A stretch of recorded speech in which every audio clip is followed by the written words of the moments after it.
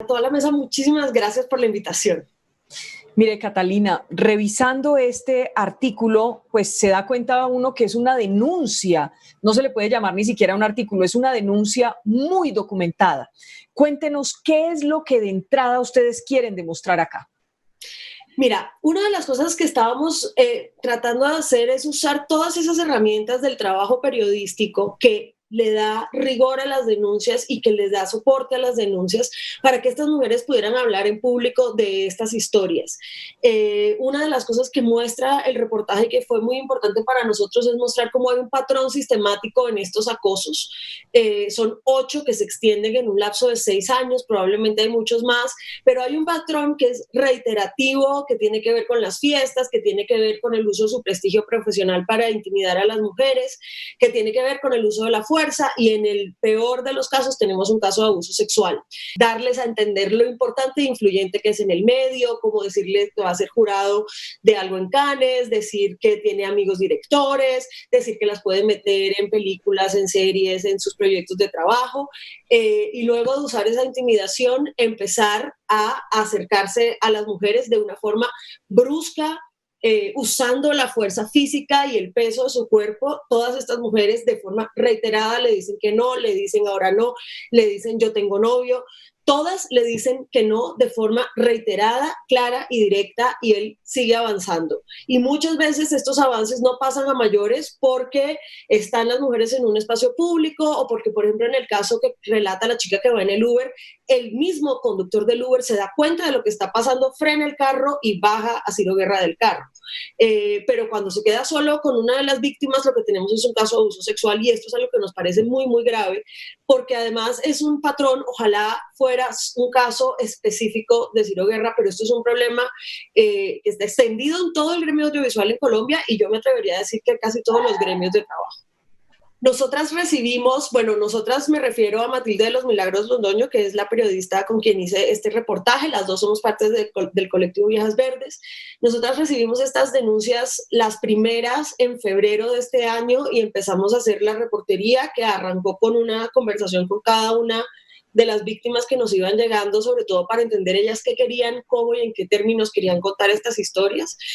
Para nosotras como periodistas feministas hay algo muy importante, y es que una de las cosas que hace el abuso sexual y el acoso sexual es que te quita agencia sobre tu vida, sobre tu cuerpo, sobre tu historia, y luego te la tienes que callar. Entonces, para nosotras era muy importante respetar que estas historias de estas mujeres se contaran en sus términos.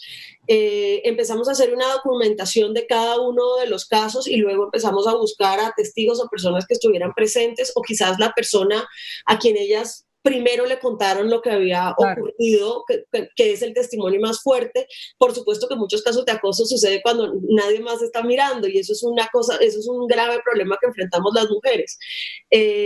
Fuimos haciendo, además era muy impresionante cómo no solamente los testimonios de los testigos y las testigos coincidían con las historias de ellas, sino cómo las historias de ellas coinciden entre sí en forma del acoso.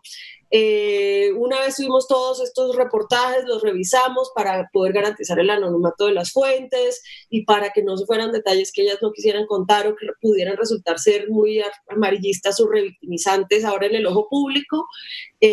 Hicimos también una investigación con las chicas de una colectiva que se llama Rec Sisters, que están empezando a hacer investigaciones y encuestas sobre el acoso en el gremio audiovisual.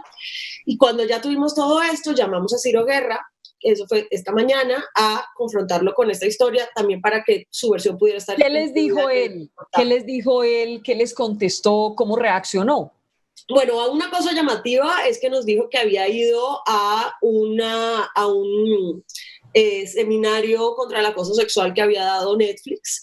Esto es muy llamativo porque además él tiene muy claro qué es el acoso sexual. Nos dijo: cuando uno se acerca a una mujer y la mujer dice no, uno tiene que parar. Entonces, por lo menos la lección conceptualmente él la tiene perfectamente aprendida.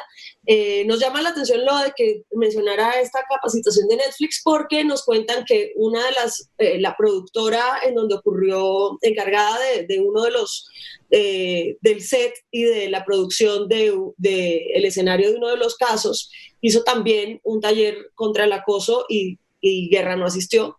finalmente nos dijo, pues negó todas las acusaciones y nos dijo que él pensaba que estas acusaciones se debían a su participación en el paro nacional. Pues claro que es importante, pero ¿quiénes van a pagar ese precio si esto se lleva a la fiscalía? ¿Él o las denunciantes que van a tener que estar en esta situación reviviendo su historia y contándola una y otra vez por cuántos años?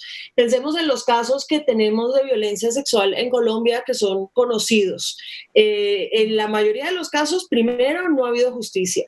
En otros pocos ha habido justicia después de que la víctima está muerta. Y en otros pocos y contados casos en donde la víctima siguió adelante, pues lo normal es que haya tenido que convertir esta causa de la violencia que vivió en algo que va a ser central en su vida. Pienso mucho en una mujer que yo admiro muchísimo por su valentía, que es Ginette Bedoya. ¿Cuántos años lleva Ginette Bedoya con su caso buscando justicia? ¿Cuántas veces Años. ha tenido que contar su historia? Y de verdad merecen todas las víctimas de violencia pasar por eso. ¿Están las víctimas de violencia obligadas a esa carga? Porque Ginette es una mujer muy fuerte y muy valiente, pero no le podemos exigir lo mismo a todas las mujeres de Colombia, porque las mujeres quieren seguir con su vida después de que vivieron un caso de violencia sexual. Una mujer no quiere que el resto de su vida se dedique a esto.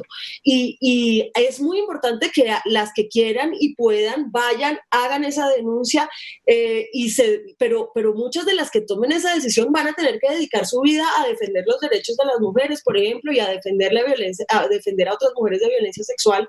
Y yo no creo que esa deba ser una exigencia para las víctimas. Otra vez estamos poniendo todo el peso en las víctimas y no en los agresores. Claro.